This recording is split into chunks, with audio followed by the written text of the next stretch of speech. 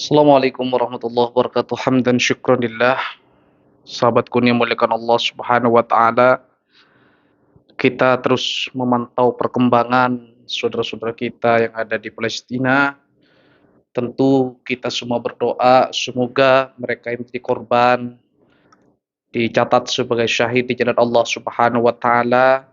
Bagi mereka yang terluka akibat dampak kekerasan, semoga dipercepat agar mereka segera pulih, dan keluarga yang ditinggalkan semoga beri ketabahan Allah Subhanahu wa taala. Melihat fenomena ini tentu kita semua bersedih dan turut prihatin melihat apa yang terjadi di Palestina. Kita tentu prihatin, dan sisi lain kita juga eh, bersyukur bahwa organisasi keislaman di seluruh penjuru dunia telah ikut serta menyuarakan, mengutuk tindakan-tindakan biadab yang dilakukan oleh tentara Israel terhadap warga sipil, dan semuanya meminta untuk menahan diri agar konflik ini tidak terus berkepanjangan. Dan saya tadi dapat kiriman dari Koordinasi Dakwah DKI Jakarta yang dipimpin oleh Kiai Haji Jamaluddin F. Hashim. Beliau selaku Ketua Koordinasi Dakwah DKI Jakarta menyampaikan beberapa sikap terkait dengan isu Palestina. Jadi bisa sahabat sekalian sambil baca di layar kaca Anda. Yang pertama, prihatin dengan kondisi terakhir di Palestina.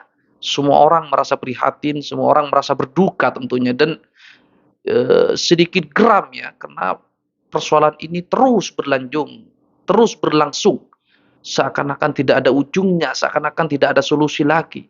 Yang bisa kita saksikan di layar kaca di televisi hanyalah anak-anak, ibu-ibu yang tidak berdosa terus berjatuhan menjadi korban kebiadaban tentara Zionis.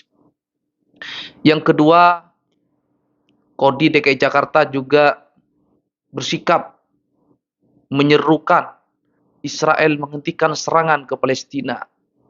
Jadi semua ormas termasuk negara-negara sudah banyak yang menyuarakan agar tindakan-tindakan itu segera diakhiri, karena korbannya pasti rakyat sipil.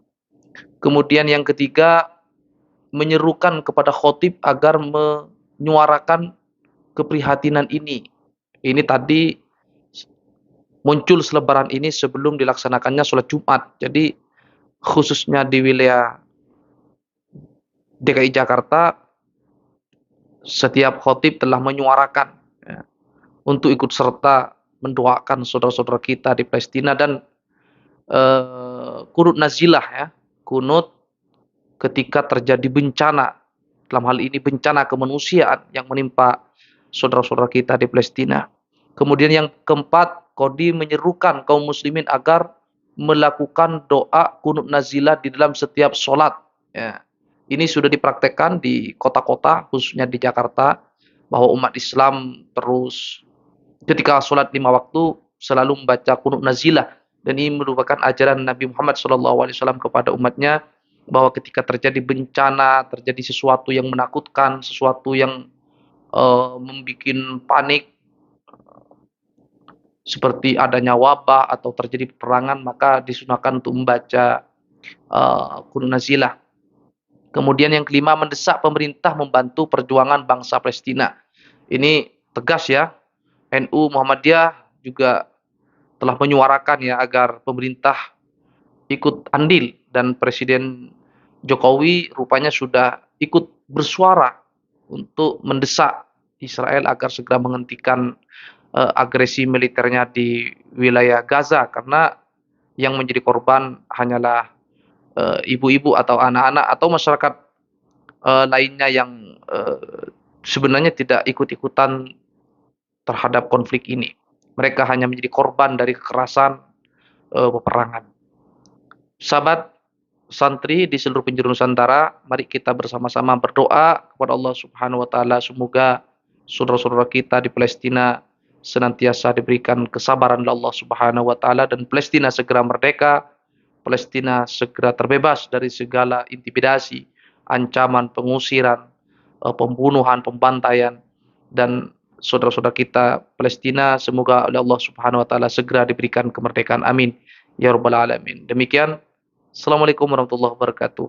Sampai jumpa.